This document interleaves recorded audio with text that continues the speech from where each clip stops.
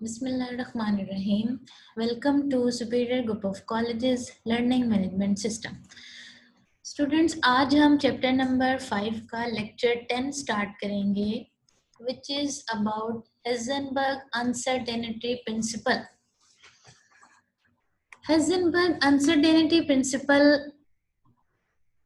पढ़ने से पहले हमने बोहर थ्योरी पढ़ी थी, और बोहर थ्योरी में हमने इलेक्ट्रॉन को as a material particle consider किया था।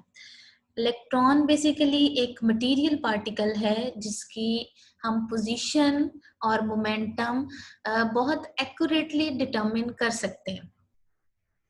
1927 में एक साइंटिस्ट था हेज़नबर्ग, इसने ये कॉन्सेप्ट दिया कि हम किसी भी पार्टिकल की पोजीशन और उसका मोमेंटम एक ही टाइम पर एग्जैक्टली एक्यूरेटली कैलकुलेट नहीं कर सकते। तो इसने एक एक्सपेरिमेंट भी दिया। तो देखते हैं सबसे पहले कि हेज़नबर्ग अनसर्टेनिटी प्रिंसिपल की क्या स्टेटमेंट थी। It is impossible to measure simultaneously both the exact position and momentum of microscopic particle like electron with accuracy।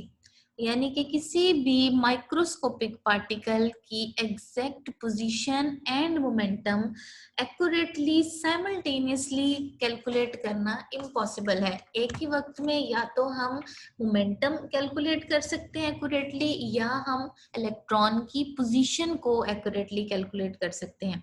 अगर हम पोजीशन एक्यूरेटली फाइंड आउट करेंगे तो मोमेंटम में चेंजिंग आ सकती है, यानी कि एक ही वक्त में हम दोनों चीजों को एक्यूरेटली फाइंड आउट नहीं कर सकते। Mathematically delta x delta p greater than equal to h over 4 pi, ये जो हमारे पास रिलेशनशिप है इसको uncertainty principle, Heisenberg uncertainty principle कहते हैं। अब ये रिलेशनशिप क्या शो करता है कि अगर डेल्टा एक्स की वैल्यू स्मॉल होगी तो डेल्टा पी की वैल्यू जो है वो लार्ज होगी। Basically delta x change in position and delta P change in momentum. इसको एक्सप्लेन कैसे करेंगे? एक एक्सपेरिमेंट किया गया, हम इलेक्ट्रॉन की पोजीशन फाइंड आउट करना चाहते हैं। अब इलेक्ट्रॉन की पोजीशन फाइंड आउट करने के लिए ज़रूरी है कि हम कोई भी रेज इलेक्ट्रॉन पे फॉल करें, और जो रेज होंगी वो इलेक्ट्रॉन की एग्जैक्ट पोजीशन बता देंगी। अब यहाँ पर हमारे पास दो तरह की रेज हैं, एक तो विजिबल रेज है और दूसरा एक्स रेज। सबसे पहले विजिबल रेज यूज की गई। विजिबल रेज जो है इनकी वेवलेंथ जो है वो लॉन्गर होती है और इनकी एनर्जी जो है वो उसके अकॉर्डिंगली कम होगी। तो एक्स रेज जो है विजिबल रेज जो है वो यूज की गई इलेक्ट्रॉन की पोजीशन फाइंड आउट करने के लिए। तो क्योंकि इनकी वेवलेंथ ज्यादा थी, इनकी एनर्जी जो है वो उसके अकॉर्डिंगली कम थी, तो क्या हुआ कि ये उस इलेक्ट्रॉन की पोजीशन तक नहीं पहुंच सके, लिहाजा इलेक्ट्रॉन की एग्जैक्ट पोजीशन हम फाइंड आउट नहीं कर सके। फिर क्या किया गया? फिर एक्स रेज ली गई। एक्स रेज की जो वेवलेंथ है वो शॉर्टर है और उसके अकॉर्डिंगली इनकी जो एनर्जी है वो बहुत ज्यादा हाई है। अब एक्स रेज बेसिकली फोटोन भी बोल सकते हैं, इनको फॉल करवाया गया इलेक्ट्रॉन के ऊपर। अब इन्होंने क्या किया कि ये एग्जैक्टली जाके इन्होंने इलेक्ट्रॉन को हिट किया, और हिट करने के बाद इलेक्ट्रॉन की एग्जैक्ट पोजीशन जहां पर वो किसी भी ऑर्बिटल में मूव कर रहा है उसकी एग्जैक्ट पोजीशन फाइंड आउट कर ली। लेकिन क्या हुआ कि जब हमने इलेक्ट्रॉन की एग्जैक्ट पोजीशन फाइंड आउट कर ली, तो एक्स रेज जो कि बहुत ज्यादा पावरफुल रेज थी, इन्होंने जाके जब इलेक्ट्रॉन को हिट किया तो अपनी जितनी भी एनर्जी थी वो इलेक्ट्रॉन को ट्रांसफर कर दी। अब जब इलेक्ट्रॉन को ट्रांसफर कर दी एनर्जी, तो इलेक्ट्रॉन क्योंकि एक स्पेसिफिक वेलोसिटी से मूव कर रहा था, इलेक्ट्रॉन की मूव करने की स्पीड, उनकी वेलोसिटी चेंज हो गई, तो लिहाजा मोमेंटम जो है वो चेंज हो गया। यानी कि हमने इलेक्ट्रॉन की पोजीशन तो एग्जैक्टली फाइंड आउट कर ली, लेकिन मोमेंटम जो है वो चेंज हो गया, उसको हमने फाइंड आउट नहीं किया, यानी कि हम उसको एग्जैक्टली एक्यूरेटली फाइंड आउट नहीं कर सके। तो यहाँ पर हमने कंक्लूड किया कि अगर हमारे पास वेवलेंथ अगर हमारे पास कोई भी रेज हैं जिनकी वेवलेंथ ज़्यादा है और उससे हम एग्जैक्ट पोजीशन तो फाइंड आउट नहीं कर सकते, मोमेंटम कैलकुलेट किया जा सकता है जो कि वेरी नहीं करेगा।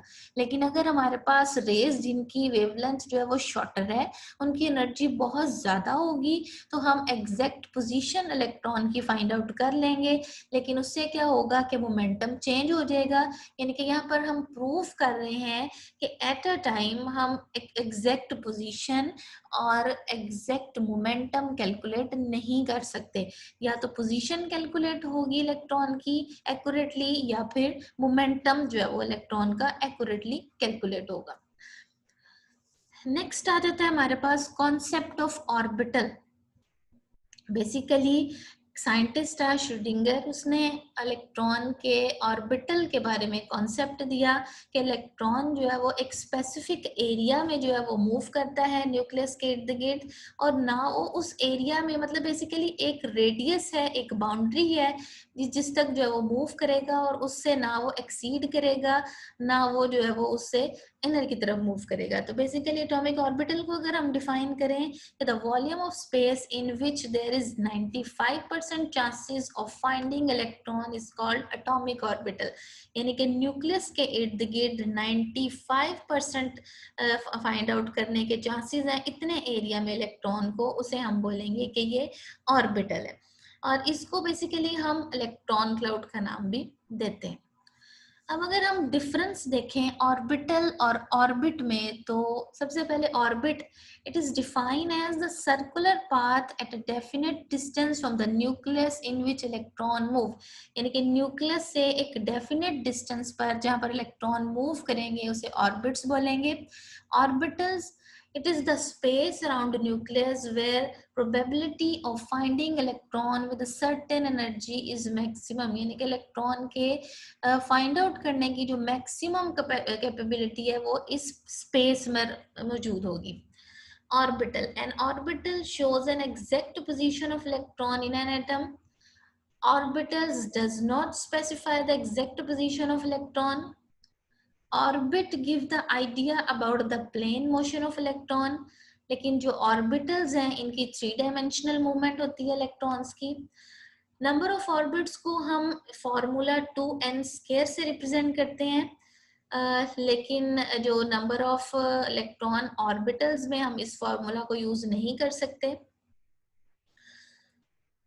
It is the represent planar motion of electron. Basically orbitals की प्लेनर मूवमेंट होती है, लेकिन जो ऑर्बिटल्स हैं इनकी 3D मोशन होगी। Thank you very much.